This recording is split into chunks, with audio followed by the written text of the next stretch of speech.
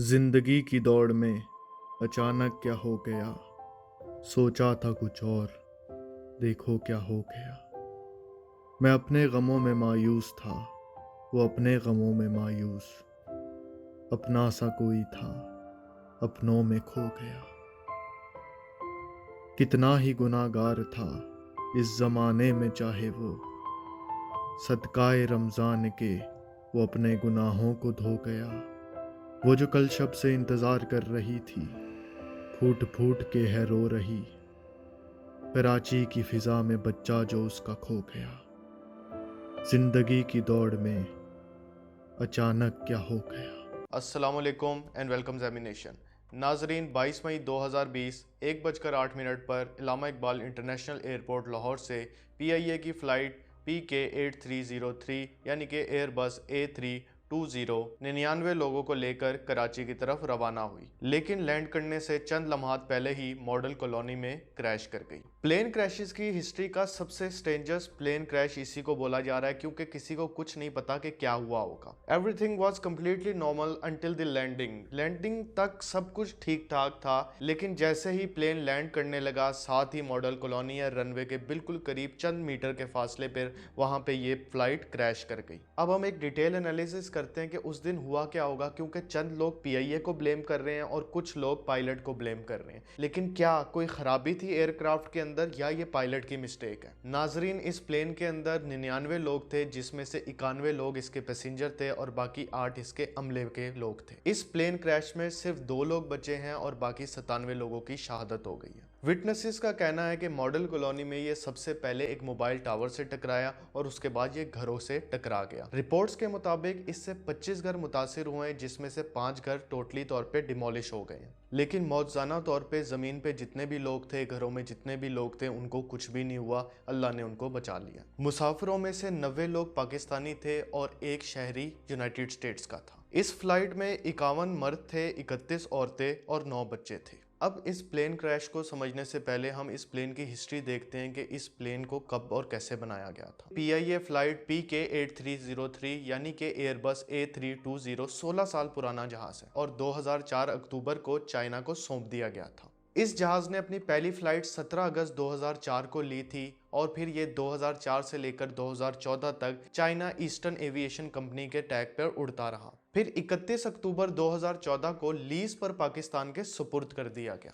ये जहाज हवा में 47,124 घंटे मुकम्मल कर चुका है। 25,860 मरतबा ये सफर कर चुका है। अब आप ये सोच रहे होंगे ये प्लेन बहुत ज्यादा पुराना है इसलिए क्रैश कर गया। तो नाजरीन, एक एयरक्राफ्ट 30 साल तक उड़ सकता है अगर तो उसकी सही मेंटेनेंस की जाए। 30 साल के बाद एक प्लेन चाहे अच्छा हो या बुरा हो, उसको रिटायर कर दिया जाता है। अब हम इस जहाज की इंस्पेक्शन रिपोर्ट को देखेंगे, क्या यह जहाज उड़ने के काबिल था कि नहीं था। तो नाज़रीन, सिविल एविएशन अथॉरिटी ने गारंटी दी थी कि 5 नवंबर 2020 तक ये फिट टू फ्लाई है, यानी कि ये आसानी से उड़ सकता है। इसका रूटीन चेकअप 21 मई 2020 को यानी कि क्रैश से एक दिन पहले ही हुआ था और मेजर चेकअप अक्टूबर 2019 में हो चुका था। इस प्लेन के दोनों इंजन फरवरी और मई 2019 के दरमियान इंस्टॉल किए गए थे और लैंडिंग गियर की इंस्टॉलेशन अक्टूबर 2014 में हुई थी, जिसकी 10 साल की गारंटी थी, यानी लैंडिंग गियर्स 2024 तक कारआमद रहते। 22 मार्च और 7 मई 2020 के दरमियान इस प्लेन को ग्राउंड कर दिया गया कोरोना वायरस की वजह से, क्योंकि आपको पता है लॉकडाउन हो गया था, सारी फ्लाइट्स कैंसिल हो गई थी, तो इस प्लेन को उन्होंने रख दिया, फिर ये उड़ा नहीं। 7 मई से लेकर क्रैश तक इसने अपनी 6 फ्लाइट्स मुकम्मल की, जिसमें से लास्ट फ्लाइट एक दिन पहले मस्कट टू लाहौर थी। लाहौर आने के बाद इस प्लेन की इंस्पेक्शन की गई और इंजीनियर्स ने कहा it is fit to fly, यानी ये उड़ सकता है। इस जहाज को कैप्टन सज्जाद गुल उड़ा रहे थे और उनके साथ उस्मान आजम फर्स्ट ऑफिसर थे। अब हम इन पायलट की हिस्ट्री देखते हैं, क्या ये एक्सपीरियंस पायलट थे या ट्रेनी थे।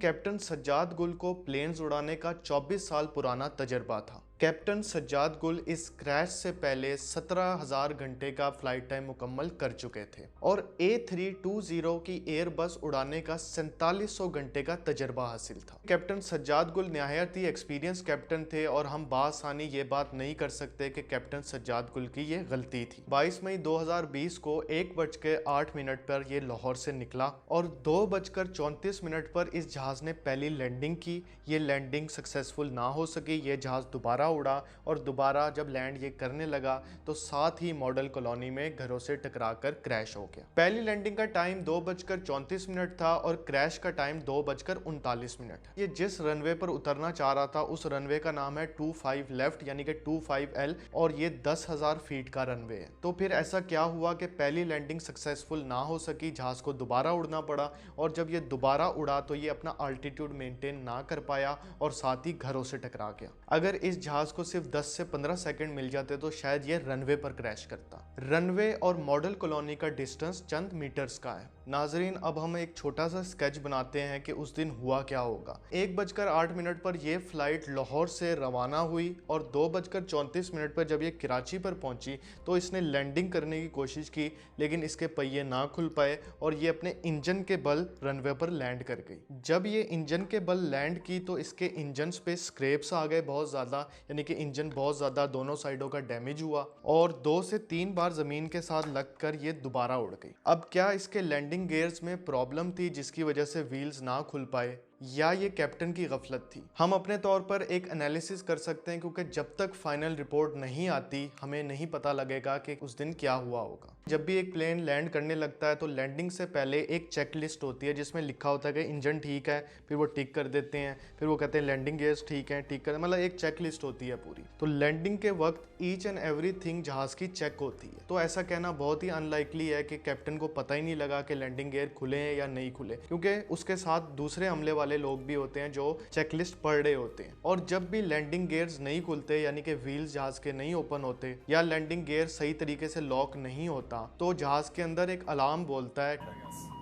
इस अलार्म से वो बताता है कि लैंडिंग के दौरान व्हील ओपन नहीं हुए हैं, फौरन व्हील ओपन कर लिए जाए। तो इट इज़ वेरी स्ट्रेंज कि कैप्टन को पता ही नहीं लगा। जब भी किसी प्लेन के व्हील नहीं खुलते यानी कि लैंडिंग गियर लॉक नहीं होता तो उस जहाज को फिर बैली लैंडिंग करनी पड़ती है। बैली लैंडिंग का मतलब है कि व्हील खोले बगैर ही जहाज अपने इंजन और अपनी बॉडी पर लैंड कर जाता है। आग लगने के चांसेस बहुत ज़्यादा होते हैं और आग लग भी जाती है। तो स्टैंडर्ड प्रोसीजर बैली लैंडिंग का यही है कि जब पायलट को पता लग जाए कि उसके व्हील नहीं खुल रहे, लैंडिंग गियर नहीं खुल रहा, इतना उड़े कि वो अपना सारा फ्यूल बर्न कर दे। फ्यूल बर्न करने का मतलब है जो भी उसके अंदर फ्यूल है वो उसको जला दे, ख़त्म कर दे, ताकि ज़मीन से जब भी जहाज़ टकराएगा तो आग लगने के चांसेस कम से कम हो। लेकिन इस प्लेन क्रैश में इस तरह का कुछ भी देखने को नहीं मिला। ना तो पायलट ने जहाज़ को इतना ज़्यादा उड़ाया पहली लैंडिंग से पहले कि इसका फ्यूल बर्न हो जाए, और ना ही पायलट ने कोई इंडिकेशन दी कि लैंडिंग गियर खुल नहीं रहे हैं। पहली दफा पायलट ने एटीसी को इन्फॉर्म किए बगैर ही जहाज को बैली लैंड करवाया, जिसकी वजह से इसके इंजन्स रनवे पर 2-3 बार टच हुए। और उसके बाद जब पायलट ने सोचा कि बैली लैंडिंग सक्सेसफुल नहीं होगी तो उसने जहाज को दोबारा उड़ा दिया और दोबारा इस रनवे के लिए वो वापस आने की कोशिश की। बैली लैंडिंग की वजह से जहाज के इंजन्स को शदीद नुकसान हो चुका था, जिसकी वजह से जहाज अपना अल्टीट्यूड मेंटेन नहीं कर पाया और साथ ही मॉडल कॉलोनी में टकरा गया, जो कि चंद मीटर के फासले पर मौजूद है। बैली लैंडिंग करवाने से पहले सबसे पहले एटीसी को इन्फॉर्म किया जाता है कि हम बैली लैंडिंग कर रहे हैं। वो पूरे रनवे को फोम करते हैं ताकि आग ना लगे, और साथ आग बुझाने वाली गाड़ियां भी आ जाती हैं। लेकिन इस केस में ऐसा नहीं हुआ। पायलट ने कोई इन्फॉर्मेशन नहीं दी कि मेरे लैंडिंग गियर्स खराब हैं, मेरे व्हील्स ओपन नहीं हो रहे, और उसने जस्ट बैली लैंडिंग करवा दी। अब मैं आपको लास्ट कम्युनिकेशन सुनाना चाहता हूं जो पायलट और एटीसी यानी कि एयर ट्रैफिक कंट्रोल के दरमियान हुई थी। अब हम ये कंसीडर करेंगे ये सारी कन्वर्सेशन पहली लैंडिंग से पहले है। We are comfortable. We can make inshallah. We are comfortable now, and we are out of 3,500 for 3,000 established ILS 25 left. Pilot ने कहा हम कंफर्टेबल हैं, और पायलट साहब 3500 फीट पर थे तो वो 3500 फीट से 3000 फीट की तरफ बढ़ रहे थे। और उन्होंने बोला एस्टेब्लिश्ड ILS 25L। आपको पता है 25L रनवे का नाम था, और ILS एक ऐसा जहाज का सिस्टम होता है जो जहाज को लैंड करवाता है, यानी कि लैंडिंग लॉक हो जाती है। अगर वो 25L पे लॉक था तो इसका मतलब है कि जहाज 25L पे ही लैंड करेगा। तो जहाज का ILS 25L पे एस्टेब्लिश था। Sir, we are established on अब कंट्रोलर ने कहा कि आपका जहाज लेफ्ट पे टर्न हो रहा है, जिसके जवाब में पायलट ने कहा कि हमारा तो ILS 25L पे स्टेब्लिश है, तो जहाज इस वजह से टर्न हो रहा है क्योंकि वो रनवे की तरफ बढ़ रहा है। You are 5 miles from touchdown, engine passing 3,500. अब यहाँ पे कंट्रोलर कह रहा है कि आपकी लैंडिंग में सिर्फ 5 मील रह गए, यानी जहाज रनवे के बहुत ज्यादा करीब था, आप बहुत ज्यादा ऊंचाई से लैंड कर रहे हैं। जहाज को तकरीबन इस वक्त 1800 फीट पर होना चाहिए, लेकिन इस वक्त जहाज 3500 फीट से भी ऊपर था और इतनी ऊंचाई से लैंडिंग जो है वो सक्सेसफुल नहीं होती है। 303 clear land 25 है। कंट्रोलर कह रहा है ठीक है, क्लियर टू लैंड है 25L पे। Roger, Pakistan 830. अब रॉजर PK830 के पीछे आपको एक अलार्म की आवाज सुनाई दे रही है। Roger, Pakistan 830. ये अलार्म तब बोलता है जब जहाज में कोई ना कोई फेलियर होता है, कोई मेजर फेलियर, या जहाज के लैंडिंग गियर्स व्हील ओपन नहीं होते हैं। अब इसके बाद जहाज ने एक बार बेली लैंड किया था और वो दोबारा उड़ गया था। अब ये मैं आपको तस्वीर दिखाता हूँ। अब इस तस्वीर में वाजिया नजर आ रहा है कि इंजन के नीचे स्क्रैप मार्क्स हैं, इसका मतलब रगड़ हुई है इंजन की रनवे के साथ। अब इसके आगे पायलट क्या कहता है? 303 going round. अब पायलट बेली लैंड कर चुके हैं और वो कह रहे हैं कि गोइंग अराउंड, इसका मतलब वो वापस आने की कोशिश कर रहे हैं। For Pakistan 8303, we would like to come again for ILS 25 left. Pilot कह रहा है हम दोबारा 25L पे आना चाहते हैं। Roger, then left heading 110, climb 3000. Left heading confirm. Please from left heading 110, climb 3000. 110, climb 3000, Pakistan 8303. अब यहाँ पे कंट्रोलर कह रहा है कि 3000 फीट पर जाएं और टर्न लेके वापस 25L की तरफ आएं। 110 का मतलब है ये सारा घूम के ऐसे जहाज ने वापस आना था। 8303, you are jumping altitude 2000.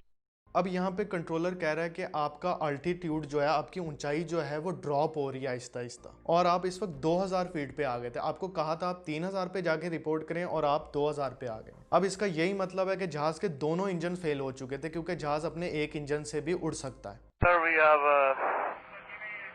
just give me 2000. अब पायलट को पता है कि इंजन्स फेल हो चुके हैं, इंजन्स की पावर जा रही है, तो पायलट कह रहा है कि मैं 3500 पे तो क्लाइम नहीं कर सकता, नामुमकिन बात है, मुझे 2000 फीट पे जाने की इजाजत दें। So maintain 2000. तो कंट्रोलर कह रहा है ठीक है, आप 2000 पे जाएं और हमें रिपोर्ट करें और मेंटेन रखें 2000 feet. 8303, most rally showing 1808 feet at descent. अब कंट्रोलर कह रहा है आप 1800 पे आ गए हैं, आपको कहा था 2000 मेंटेन करें, लेकिन आप 1800 पे आ चुके हैं। Copied, sir. We are now maintaining, trying to maintain, sir. यहाँ पे पायलट कॉन्फिडेंट नहीं है, वो कह रहे हैं I am trying to maintain sir, लेकिन मेंटेन हो नहीं पा रहा है, जहाज नीचे की तरफ गिर रहा है, वो उसको उठा नहीं पा रहे हैं। 8303 approach. Ji sir.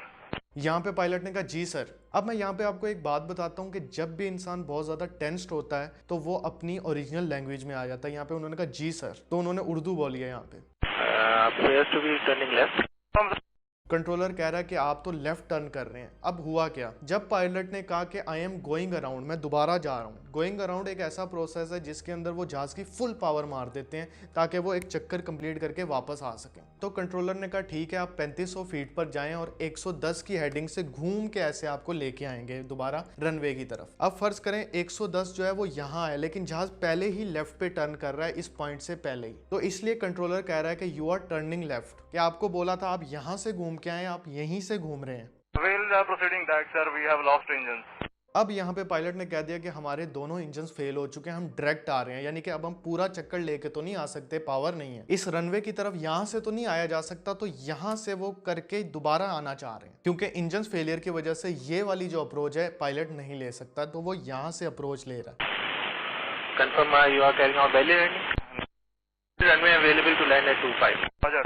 Clear, Mayday, Pakistan 8303. Pakistan 8303, Roger sir. Both runways available to land. अब यहाँ पे पायलट ने कह दिया कि मेडे मेडे मेडे। मेडे का मतलब है कि इमरजेंसी सिचुएशन है, सब कुछ खत्म होने वाला है। ये एक स्टैंडर्ड प्रोसीजर है, जब भी एक पायलट मेडे मेडे मेडे कॉल कर देता है तो एटीसी दूसरी फ्लाइट वगैरह सारी बंद कर देता है, सिर्फ इस फ्लाइट के ऊपर फोकस करता है, यानी कि एटीसी की प्रायोरिटी होती है कि इस बंदे को अब लैंड करवाना है सिर्फ। तो ये आखिरी कन्वर्सेशन थी पायलट की, इसके बाद कुछ ना सुना गया पायलट की तरफ से। अब इस कन्वर्सेशन से दो चीजें पता लगती हैं। We are comfortable now and we are out of 3,500 for 3,000. Established ILS 25 left. So you are 5 miles from touchdown, engine passing 3,500. Pilot ने कहा है कि मैं इस वक्त 3500 फीट पर हूं और मैं 3000 फीट की तरफ बढ़ रहा हूं, जिस पर एटीसी ने उसको वार्न किया है। उसने कहा है कि आप 5 माइल्स फ्रॉम टचडाउन है, यानी सिर्फ 5 मील बाद आप जमीन से लग जाएंगे, फिर भी आप 3500 फीट पर उड़ रहे हैं। तो पायलट ने एटीसी की वार्निंग को नजरअंदाज कर दिया और जहाज को रनवे पे इतनी ज्यादा हाइट से उतार लिया। सपोज कि ये बेली लैंडिंग ना भी होती, नॉर्मल लैंडिंग होती, तब भी सक्सेसफुल ना हो सकती, क्योंकि इतनी हाइट से लैंडिंग नहीं होती है। प्लेन बेली लैंडिंग कर रहा था 3500 फीट से। तो यहाँ पे पायलट ने क्यों सोचा कि 5 माइल्स पहले मैं इसको 3500 फीट से लेके आऊंगा। इसलिए जहाज इतना ज्यादा तेज था कि बेली लैंडिंग सक्सेसफुल ना हुई और पायलट ने दोबारा जहाज को उड़ा लिया, क्योंकि उनको पता था कि अगर बेली लैंडिंग मैं करता रहूंगा तो जहाज में आग लग जाएगी, जहाज ब्लास्ट कर जाएगा। Roger, Pakistan 830.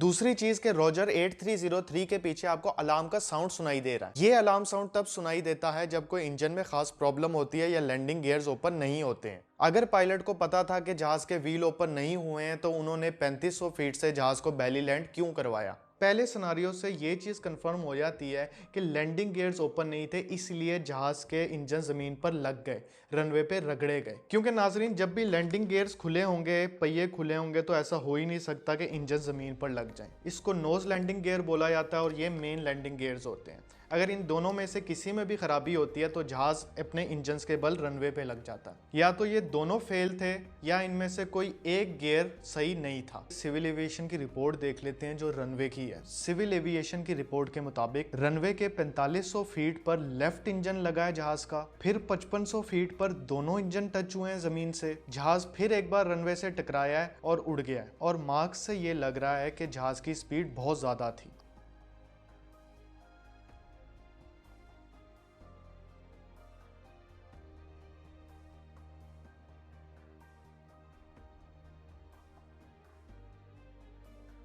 नाज़रीन, आपने ये देखना है, ये पूरा रनवे 10,000 फीट का है। ये 25 लेफ्ट है इस रनवे का नाम। जब भी जहाज लैंड करता है तो वो 1500 फीट पर करता है, यानी ये टोटल 10,000 फीट का रनवे है। तो जहाज कहीं यहाँ पर लैंड करेगा, यानी कि 1500 फीट यहाँ पर बनेगा। ये 10,000 फीट है तो इसका 1500 यहाँ बनेगा। लेकिन ये जो जहाज टकराया ये 4500 फीट पर टकराया। जहाज की स्पीड इतनी ज्यादा थी कि इसकी पहली लैंडिंग सक्सेसफुल ना हो सकी। इस जहाज को यहाँ टकराना चाहिए था और फिर ये रनवे पे ऐसे भागता, लेकिन ये लैंड ही यहाँ पे किया है आके 4500 फीट पे। पहले ये 4500 फीट पे इसका लेफ्ट इंजन लगा है, फिर 5500 फीट पे इसके दोनों इंजन लगे हैं, फिर तीसरी बार इसके दोनों इंजन लगे हैं और ये फिर उड़ गया है। यानी कि ये झटके ऐसे इसने मारे हैं जमीन पे और ये फिर एयरबॉर्न हो गया। पहली लैंडिंग ही ठीक तरीके से नहीं हुई थी और कैप्टन को ये डर था कि मैं बेली लैंड करवा रहा हूँ क्योंकि रनवे बहुत ज्यादा बड़ा नहीं है तो जहाज कहीं जाके टकरा जाएगा, इसलिए उसने इसको अबॉर्ट किया और प्लेन को दोबारा उड़ा लिया। जो मैंने आपको कन्वर्सेशन सुनाई थी ये हमने सपोज किया था ये कन्वर्सेशन थी पहली लैंडिंग से पहले,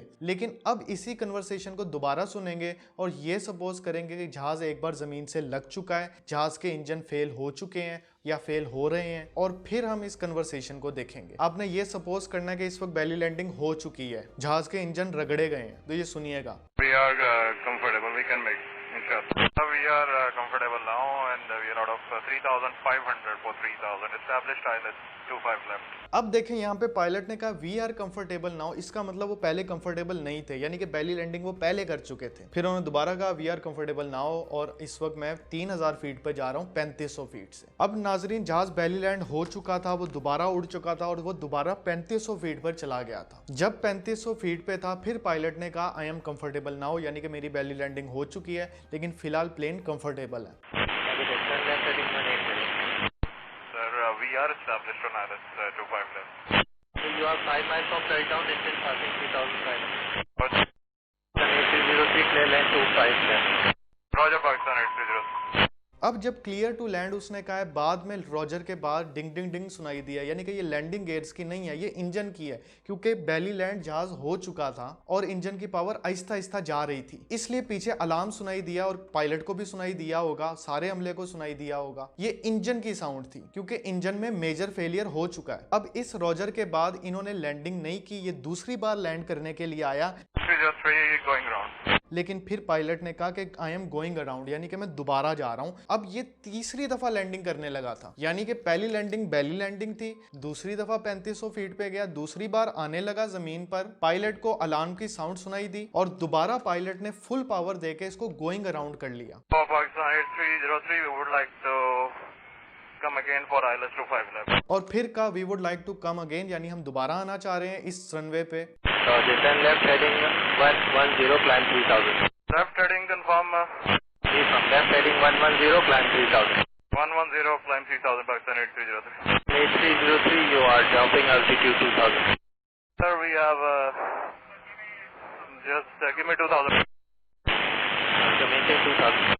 Copied, sir. We are now trying to maintain, sir. 18303 approach. Ji, sir. Appears to be turning left. We'll proceeding back, sir. We have lost engines. अब यहाँ पे उन्होंने कहा यू आर ड्रॉपिंग एल्टीट्यूड, और उन्होंने कहा था 110 पे ले जाके यहाँ से घूमना है, लेकिन उन्होंने कहा नहीं यहीं से घूमना है मैंने, क्योंकि मेरे में पावर नहीं है, इंजन फेल हो चुके हैं, इसलिए मैं यहीं से आ रहा हूँ क्योंकि मैं डायरेक्टली अप्रोच करना चाह रहा हूँ। और यहाँ पे पहुँचने से पहले ही वो यहाँ पे कहीं मॉडल कॉलोनी से टकरा गए। Confirm you are carrying out belly landing. Runway available to land at 25. Roger.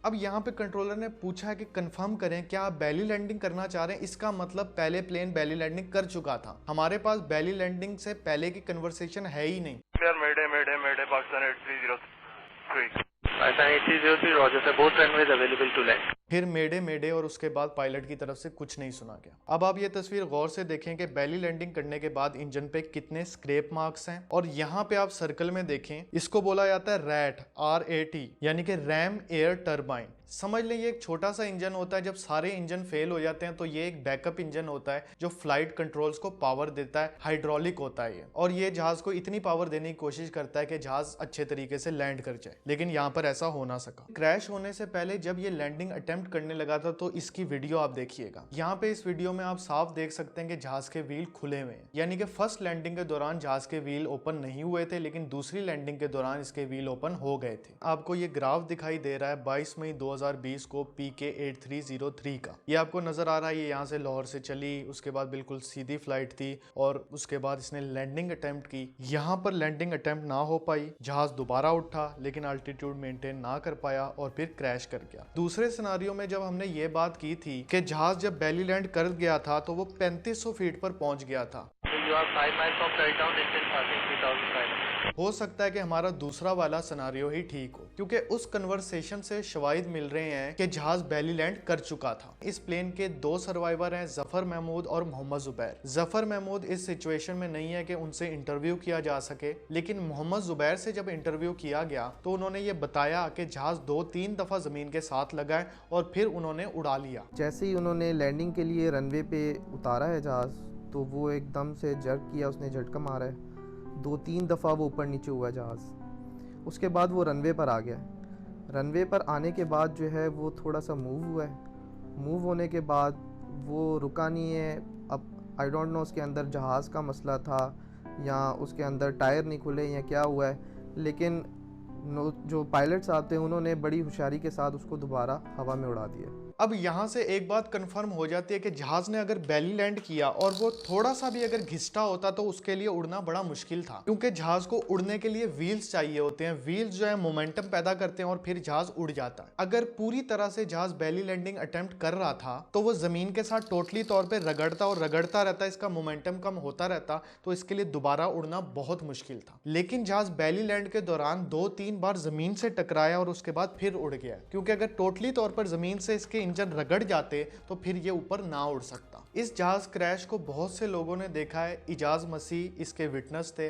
उन्होंने कहा जब जहाज आ रहा था तो जहाज के एक इंजन में आग लगी हुई थी, लेकिन जब हमने क्रैश होने से पहले एक तस्वीर देखी है तो उसके अंदर आग नजर नहीं आ रही है। और शकील अहमद नाम के विटनेस ने बताया कि जहाज पहले मोबाइल टावर से टकराया और फिर मॉडल कॉलोनी से टकराया। ये जो फाइनल क्रैश की आपको वीडियो दिखाई दे रही है, इसमें जहाज के इंजन में बिल्कुल पावर नहीं है। जहाज बस ऐसे गिर रहा है, वो भी बहुत तेजी में। जब तक इस जहाज की रिपोर्ट शाया नहीं होती तब तक हम कुछ भी नहीं कह सकते कि हुआ क्या होगा, सिर्फ स्पेकुलेट कर सकते हैं। इस जहाज का ब्लैक बॉक्स फ्रांस भेजा जाएगा। ब्लैक बॉक्स क्या होता है? ब्लैक बॉक्स 2 चीजों से मिलकर बनता है, कॉकपिट वॉइस रिकॉर्डर और फ्लाइट रिकॉर्डर से। इन दोनों चीजों से पता लग जाता है कि कैप्टन वगैरह क्या बातचीत कर रहे थे उस वक्त क्रैश से पहले, और जहाज किस ऑल्टीट्यूड पे था, क्या खराबियां थी, हर चीज पता लग जाती है। तो इसके ब्लैक बॉक्स को फ्रांस भेजा जाएगा डिकोड होने के लिए, फिर हमें पता लगेगा कि हुआ क्या होगा। अब यहाँ पर एक चीज बहुत ज्यादा अहम है कि जब लैंडिंग गियर्स नहीं खुल रहे थे तो जहाज को जमीन पर नहीं उतारना चाहिए था। इसका मतलब है पायलट को पता ही नहीं लगा कि इसके व्हील ओपन हैं या बंद हैं। तभी जब जमीन से टकराया तब पायलट को पता लगा कि इसके व्हील्स ओपन नहीं हुए हुए, लैंडिंग गियर्स ओपन नहीं है। क्योंकि जब लैंडिंग गियर्स ओपन नहीं होते तो जहाज एक बार एटीसी टावर के पास से गुजरता है। वो दूरबीन से देखकर बताते हैं पायलट को कि ये मसला हुआ है जहाज के साथ, लेकिन ऐसा नहीं हुआ।